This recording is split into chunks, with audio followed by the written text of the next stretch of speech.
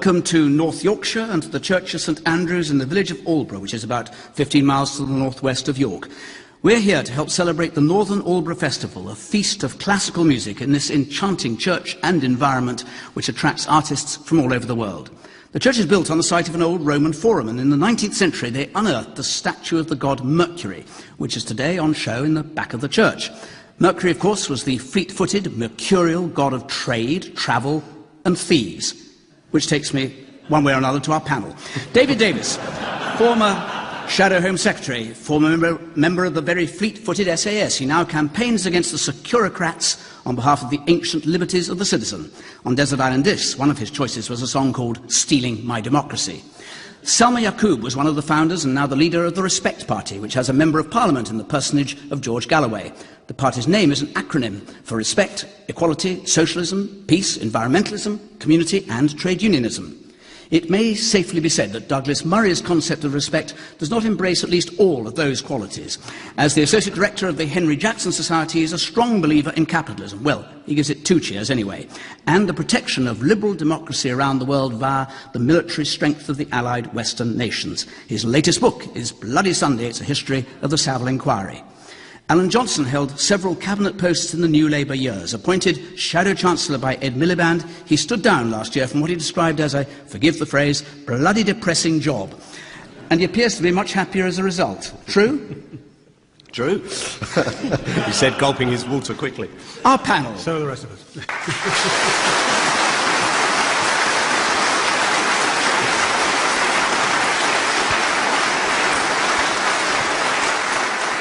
Our first question, please. John Taylor. After such appalling atrocities, why do the United Nations, the West, Russia and China not intervene to help the Syrian people? David Davis.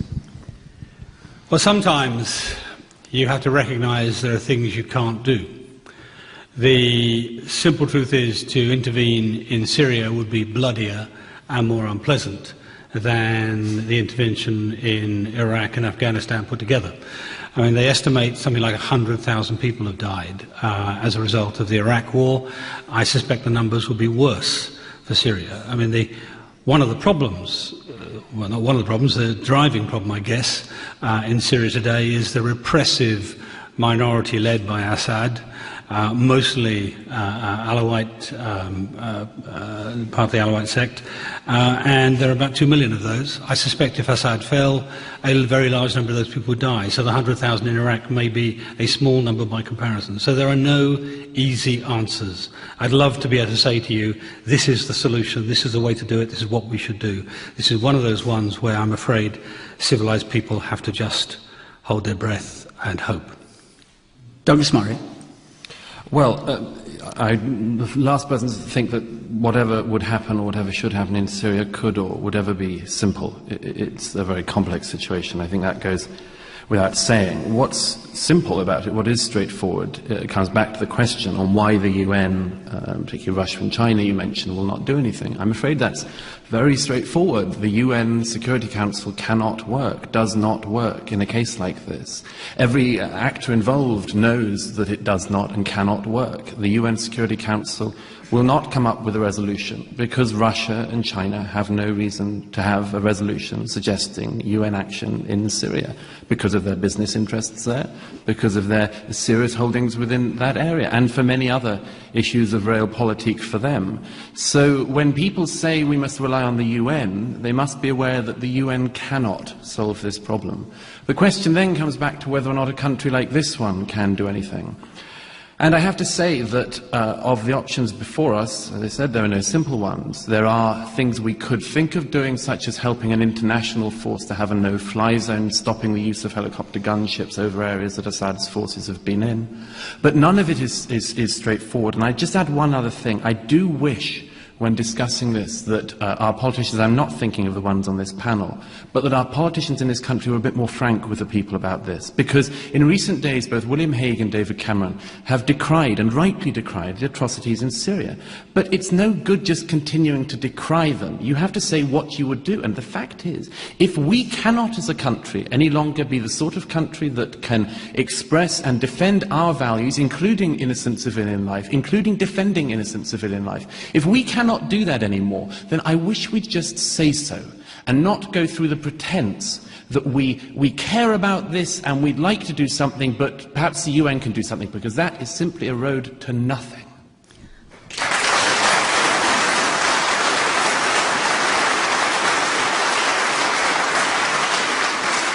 Salma Yaqub. Well, I shall answer Douglas Murray by saying, actually, the truth is our country is not in a position to militarily intervene. And even if it were, the military intervention would not actually help the situation.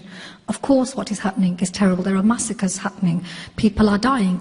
That is not in dispute. But whenever you talk about an intervention, surely the point of an intervention is to make something better, not worse.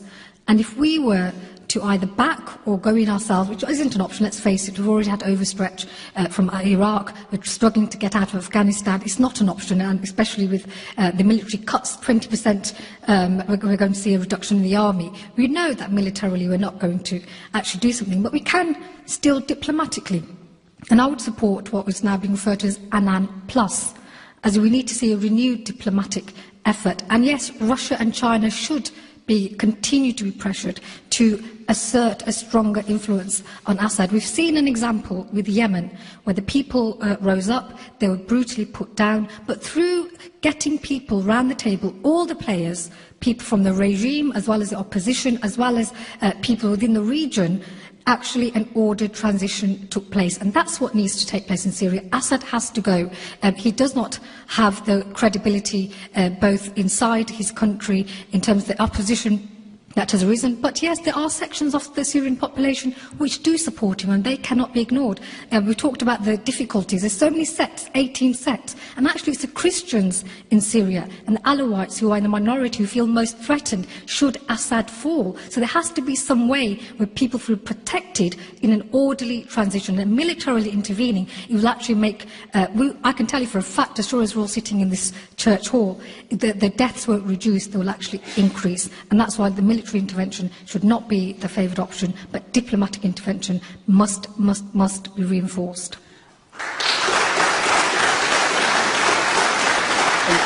Alan Johnson. Well, the problem is, of course, those two countries that were mentioned, Russia and, to a certain extent, China.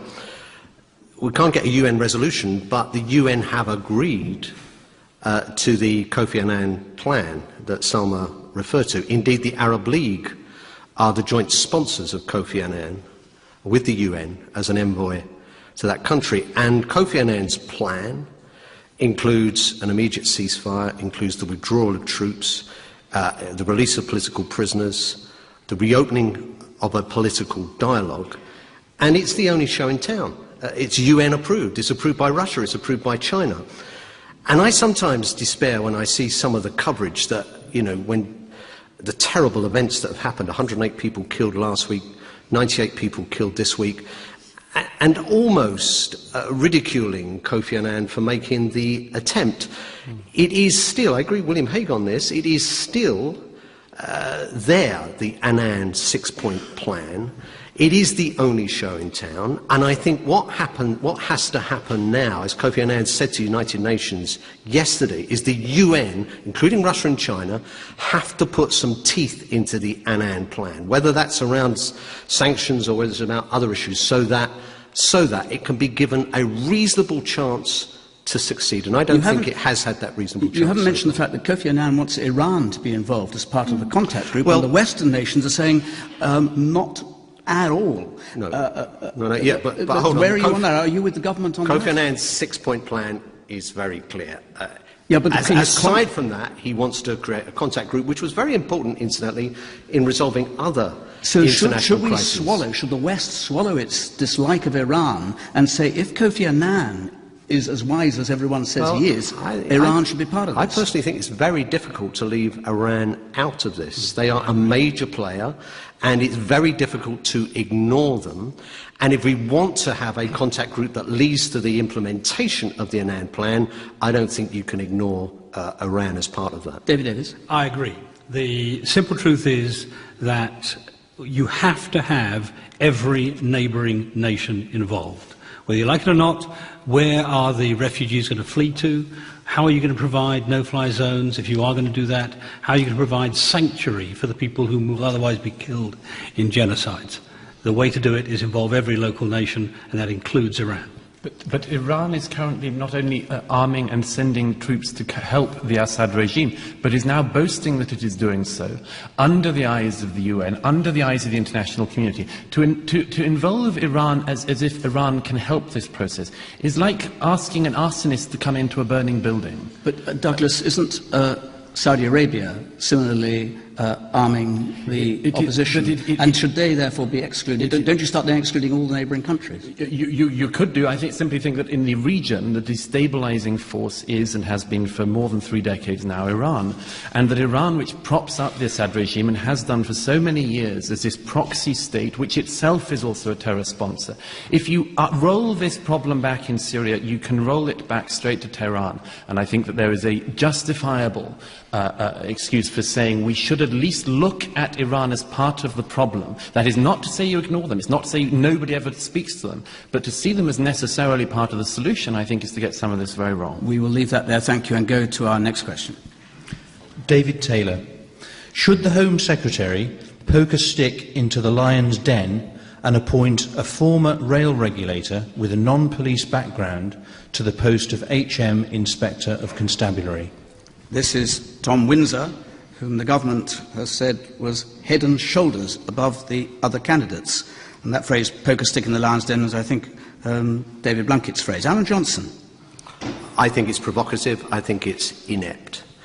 I don't agree with the Windsor Review, by the way. I am fundamentally against his incredible view that we should create an officer class in the police.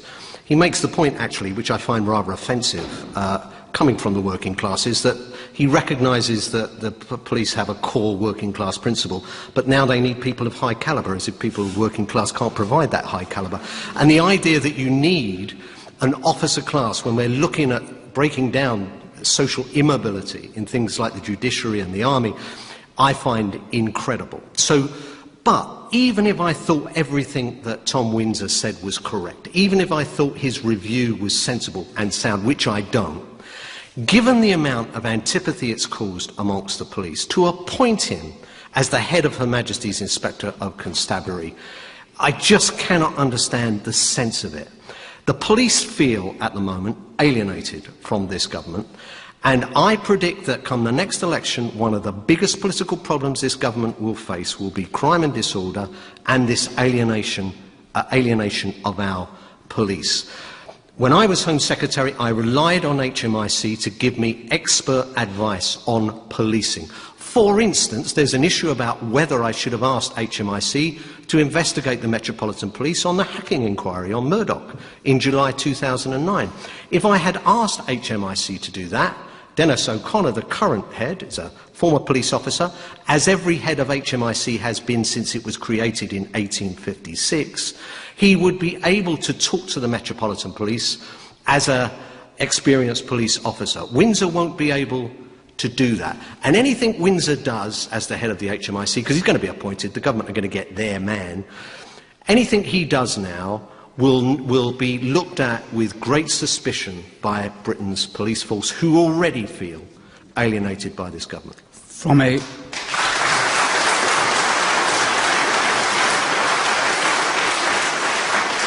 former Home Secretary to a former shadow Home Secretary, David Davis.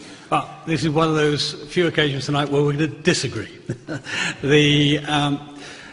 Firstly, let's just deal with the working class thing. I mean, actually, Alan and I share a police force which has a brilliantly good Chief Constable in Tim Hollis, at Humberside, just south of here. So it's perfectly possible to get good Chief Constables up the route, as it were. But there is a problem with the management of the police today. The police, to a very large extent, have lost a lot of public confidence for different reasons, not all in their own control. There's a great deal of difficulty in terms of getting policemen onto the streets. I mean, we hear numbers like 15% of the police hours are spent on the beat rather than doing other things. Those of you who, on hacking, Alan mentioned hacking, those of you who watched the House of Commons Select Committee interrogating the heads of counter-terrorism who were in charge of hacking may not have been impressed by what you saw, and those are our best police officers in charge of